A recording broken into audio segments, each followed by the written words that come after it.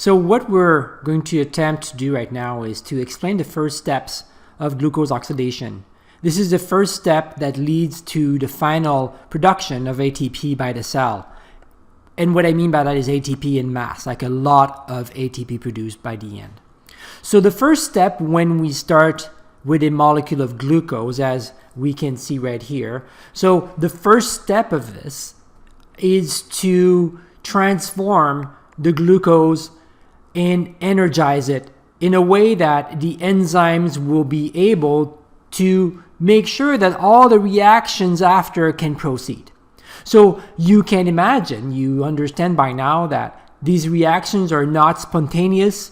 They need enzymes, and on top of it, they need a little bit of help here. They need ATP. They need to be energized. So what we have in blue here for every single step are all the enzymes that are needed. So you see that for every single step, step number 1, 2, 3, and so forth, we have all the different enzymes that are here. So you can imagine that this is the starting point, and this point here leads to a product for this enzyme, and this product now becomes a substrate for this enzyme, and this, and so on and so on and so on, right? So that's all I wanted to say here. Now, please understand that all of those metabolites, and those are known to be metabolites. So when you have all intermediate molecules here in the middle here, all of those molecules here are known to be metabolite. Well, those metabolites, I'm not asking you to remember their exact names or even the name of the enzymes here. What I want you to understand is this principle behind that. So now if we look at reaction number 1 here, what we have here is the glucose, and the glucose, in order to be transformed into pyruvate at the end, remember that we have a C6 molecule here, and in the end we want to create a C2 molecule. So in order to do this, we need different steps. Step number 1 will have glucose. The exokinase will use glucose. The glucose will be transformed into glucose 6-phosphate. So why 6-phosphate here? It's because at the carbon number 6 right here, so we have 1, 2, 3, 4, 5, and then carbon 6, we have a phosphate group that is now added here, and the phosphate group comes from the ATP right here. So basically, this molecule here has a higher level of energy than glucose right there, and the reason for this is because it has a phosphate attached to it. So basically, this molecule here is now primed for work. Now, if we look at step number 2, there's a different enzyme in step number 3, etc. And at step number 3, we have another phosphorylation here, and the reaction of adding a phosphate to a molecule is called a phosphorylation. Relation are Y-L-A-T-I-O-N. So phosphorylation, you'll see this over and over again. So this is a reaction of phosphorylation, and we see now that we have a molecule here that is known to be fructose 1,6-biphosphate because it has 1 phosphate and 2 phosphate. The first one coming from this step right here, okay? So that's all I wanted to show here. So as we know, at some point, this C6 molecule will be split up into 2 molecules here, and each of those molecules are C3. So we have C3 here and C3 there.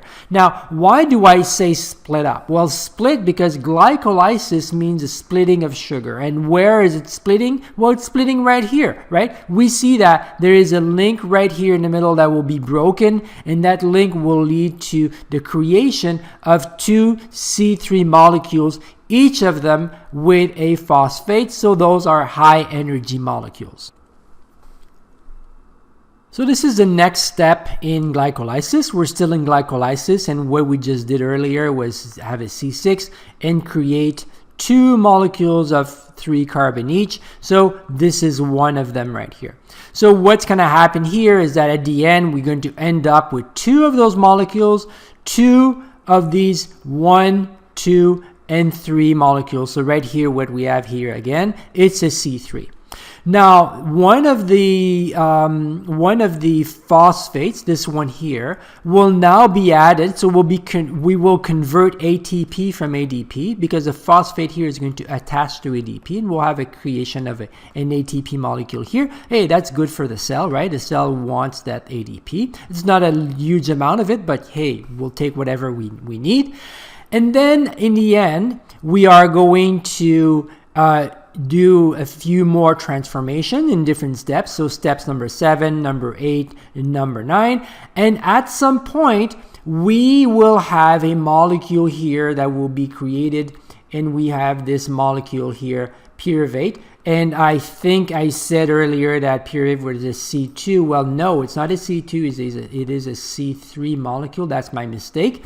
And because we can see here 1, 2, and 3 molecules here. And then again, that phosphate right here is passed on ADP, and we create ATP here. Now, the thing that is important here is the goal of glycolysis is not to create ATP.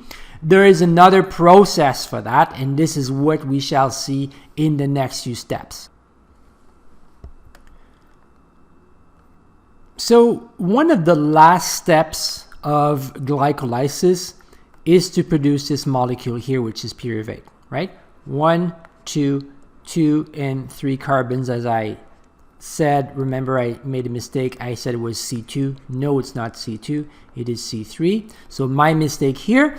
And what I want to show here is that the last step of glycolysis is actually to create this molecule here. And we will see that this molecule is very important because it will be used in a very important process after that. And that molecule is known to be acetyl coenzyme A. So the acetyl coenzyme A, the acetyl group is this one here, acetyl right here, and we have 1 carbon and 2 carbons. So this is our two carbons right here. And what is interesting here is that, now look at this, we are losing 1 carbon, right? We're losing 1 carbon. So therefore we'll be losing an electron here. So this here is a loss of electrons. So this is an oxidation reaction, right? And what we have here is that the NAD will be used, electron carrier, and the electron carrier will be transformed into NADH because the electron is now transported somewhere else. And this leaves us with this molecule here, which is acetyl coenzyme A. And coenzyme A it looks very small here because this is an abbreviation, but coenzyme A is bigger than it looks actually on paper. So coenzyme A here is introduced in the mix. So we can see here it follows an arrow. This arrow here, it will now connect to this molecule here, which is acetyl. And you can imagine that this connection here, of course, it involves an enzyme, right? There's enzymes that are needed all over the place in all of these reactions because none of those reactions are spontaneous. We need the help of specific enzymes in order to do something like that.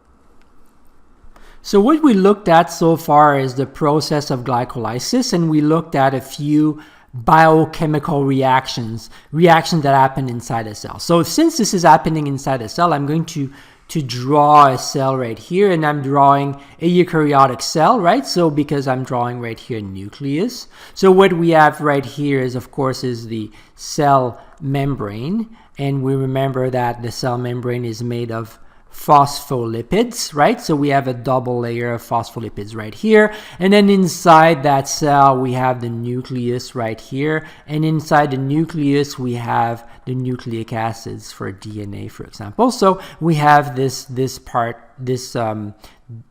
compartment here. So now when you look at the way cells are made, we know that there are different organelles inside the cell. So there's a few lysosomes here and there, and there's there are Golgi apparatus, Golgi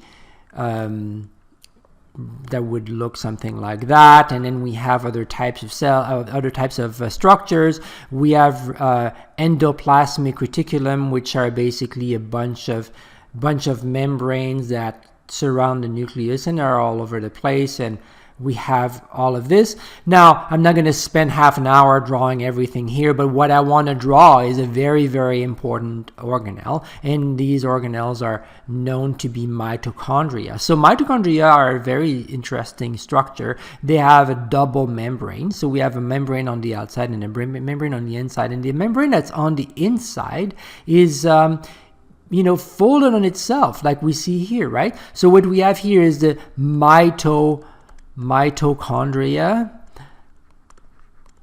and the mitochondria has a double membrane, number one here, membrane number two. So that's the outer membrane, that's the inner membrane. And then what we have here, right here in the middle here, it is called, so right here, it is called the matrix.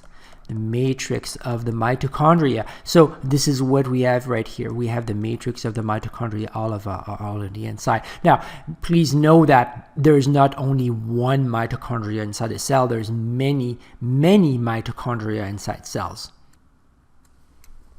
So what I want to show here is that the process of glycolysis. So if we have our cell right here again, so this is our cell and nucleus, right? What we have here in the middle is the cytoplasm, and this is our nucleus, and we have mitochondria. So the process of glycolysis takes place inside the cytoplasm. So this is where it happens. The glycolysis happens in the cytoplasm. Now, all the reactions, all the enzymes for breaking down the sugar that we've seen from a C6 molecule into a C2 molecule, that is called acetyl coenzyme A and not pyruvate, as I mentioned before. So the C6 to C2, all of those enzymes here are found inside the cytoplasm. Now, what I want to show now is we're not done yet. We only broke down the sugar, the glucose, but we did not produce much ATP yet, right? We only prepared the molecules that will be used by the mitochondria. Now, this is a tiny mitochondria here with the membranes, okay? So I just want to show this here. So what I'm going to do here is I'm going to blow up this part here, and what the next step, this is a mitochondria. So the next step, so this, my double membrane for the mitochondria, the next step after glycolysis is something that is called the citric acid cycle. Some of you might know this as Krebs cycle. And if you ever study the Krebs cycle, it is possible it still gives you nightmares. And I'm not saying this because it's so difficult, only because there's a lot of terms and molecules involved, and I know a lot of students that had to learn all of those terms and enzymes and molecules and draw them and everything, and that's kind of nightmarish because it gets very, very complicated. So anyway, don't forget that we are now inside our mitochondria. So this is our mitochondria right here. So when we have the acetyl coenzyme A, the acetyl coenzyme A is produced in the cytoplasm, right? So we are still in the cytoplasm. But what will happen is that it will be shuttled inside the matrix of the mitochondria.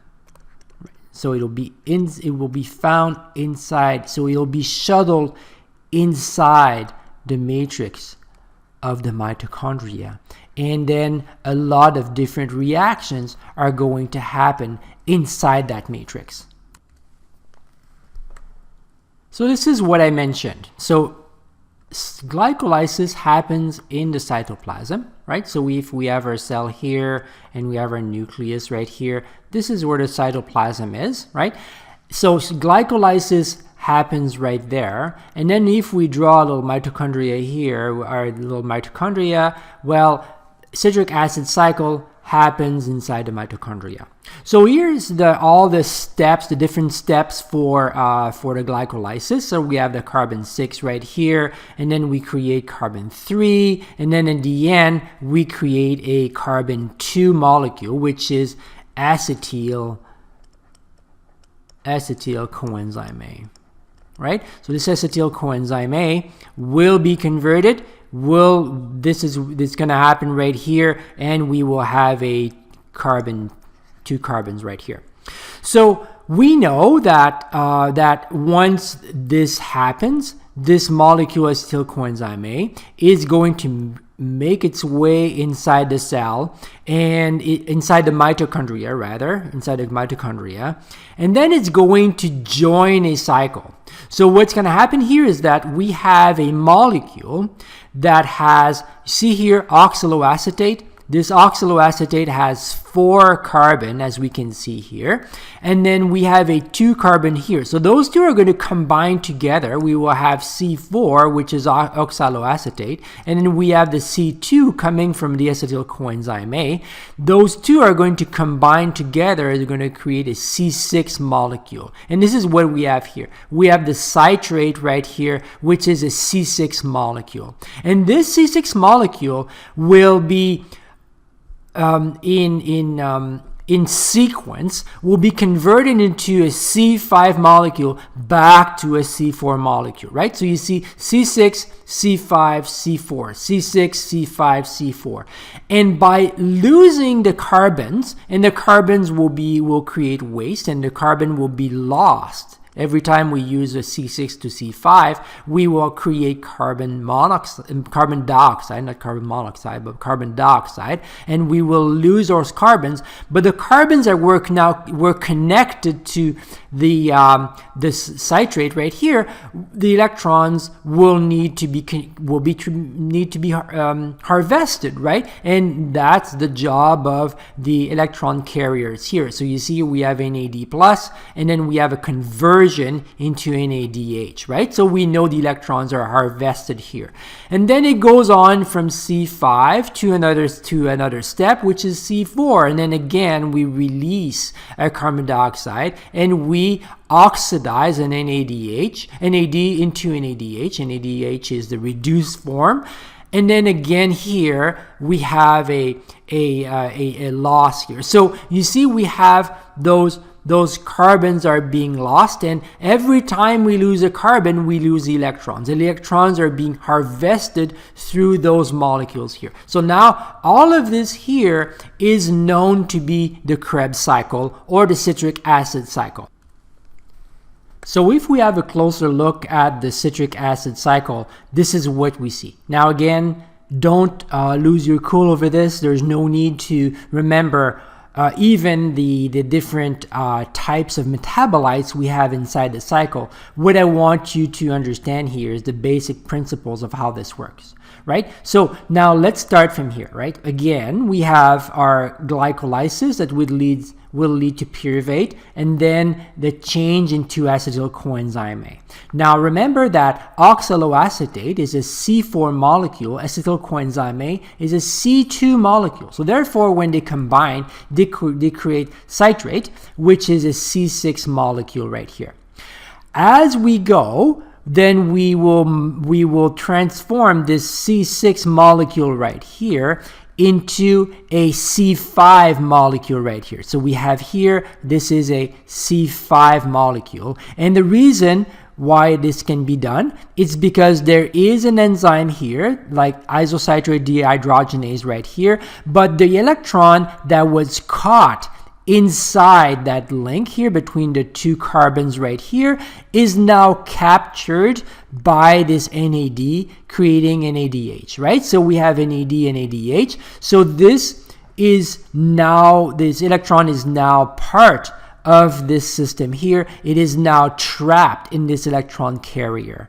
Now, and don't forget, whenever we lose a carbon, we lose it in the form of carbon dioxide that we see here. Now, when we go from a C5, we keep on going in the cycle, and then we are now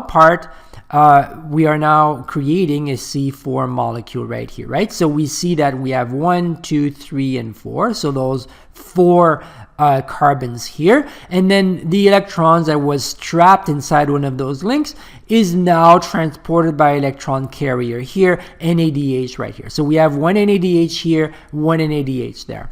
And then this keeps going. So remember, this is C4, and this is all C4, and then it will keep going until it is transformed by different enzymes along the way into oxaloacetate that will now again combine with acetyl coenzyme A in order to create citrate and everything. Now, the interesting part here is this. This is a cycle. This goes on and on and on, over and over and over again. And the goal of these cycles like this is to create as many NADH as possible. This is extremely important to create all of those NADH. Why? Because electrons, when we look at them, the electrons equal energy.